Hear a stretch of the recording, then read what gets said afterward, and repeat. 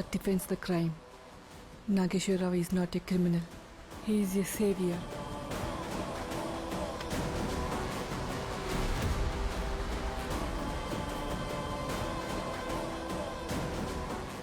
నువ్వు సీఎంని కలిసే ముందే నేను పిఎంని కలిసాను రా యలమందా.